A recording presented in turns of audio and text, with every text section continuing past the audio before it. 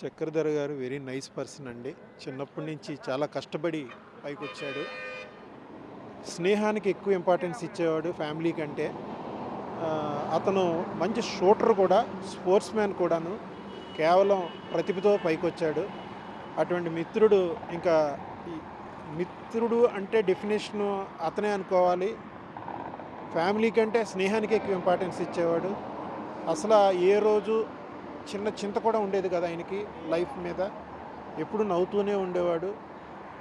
ఏ ఎక్కడికి వస్తారంటే అసలు ఏడికి వెళ్తున్నారు వీళ్ళు? వీళ్ళు మాత్రం నాకు తెలిసిన ఇన్ఫర్మేషన్ ఏంటంటే విజయవాడ నుంచి హైదరాబాద్ వస్తున్నారు సార్. ఎందుకంటే వాళ్ళ ఫ్యామిలీ హైదరాబాద్లో ఉంటారు. పిల్లలు ఇద్దరు చిన్నపిల్లలు. వాళ్ళు సెయింట్ జోసెఫ్ స్కూల్లో చదువుకుంటున్నారు. వాళ్ళ పిల్లలు అంటే చాలా చిన్నపిల్లలు. అందువల్ల వాళ్ళు చూడడానికి ఒకసారి వస్తూ ఉంటాడు ఆదివారాలు. కానీ మా స్నేహం 30 సంవత్సరాలండి. ఏ రోజు కూడా ఎక్కువ అతను హైదరాబాద్ వస్తే గంట ఉంటే హాఫ్ అన్ అవర్ నాతోనే గడిపేవాడు. మిగతా క్రాస్ రోడ్స్ అంటే చాలా ఇంట్రెస్ట్ అతనికి. అక్కడే కోచింగ్ తీసుకొని అక్కడే ఫస్ట్ దీంట్లో సెక్యూరిటీలో ఇన్స్పెక్టర్గా చేసేవాడు.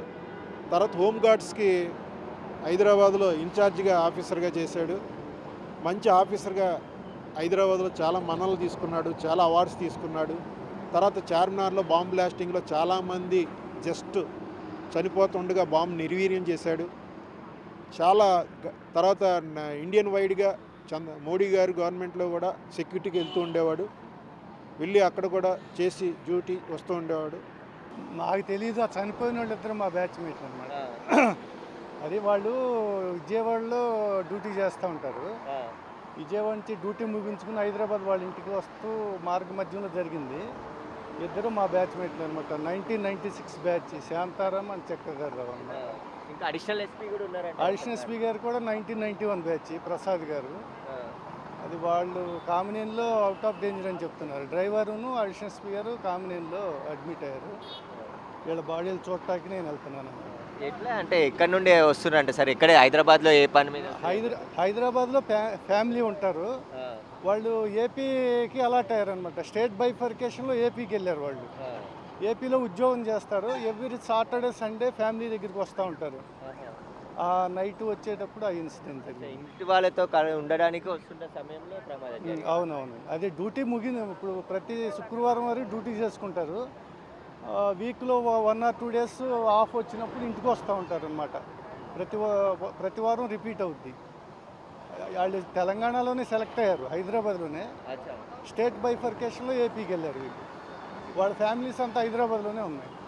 వాళ్ళు ఇంటెలిజెన్స్లోనే పనిచేస్తారు. ముగ్గురు ఇంటెలిజెన్సే. వాళ్ళు మొత్తం మా బ్యాచ్మేట్లే. ఒక ఆయన నా సీనియర్ 91 దుర్గా ప్రసాద్. ఆయన ప్రసాద్ గారు. ఏంటి రోజు ప్రమాదాలు జరుగుతాయి ఇక్కడ? డైలీ జరుగుతాయి ఇక్కడ. డైలీ జరుగుతాయి. ప్రమాదాలు జరగడానికి కారణం ఏంటి? ఈ డివైడ్ కూడా కరెక్ట్ లేదు ఇక్కడ. డివైడ్ కరెక్ట్ లేదు. డైలీ జరుగుతూనే ఉంటాయి. ఒక వారానికి 2-3 అయితే ఇక్కడ. మీరు నిన్న ప్రమాదం జరిగిందంటే నిన్న కూడా జరిగిందా? మొన్న తెల్లారి గట్ల జరిగి రైట్ సైడ్ టైర్ వాళ్ళకి బండి అటు పంచర్ కొట్టుకపోయి గుంజుకపోయింది. నిన్న ఉదయం దాకా కారు ఇక్కడే ఉంది అది అట్లా.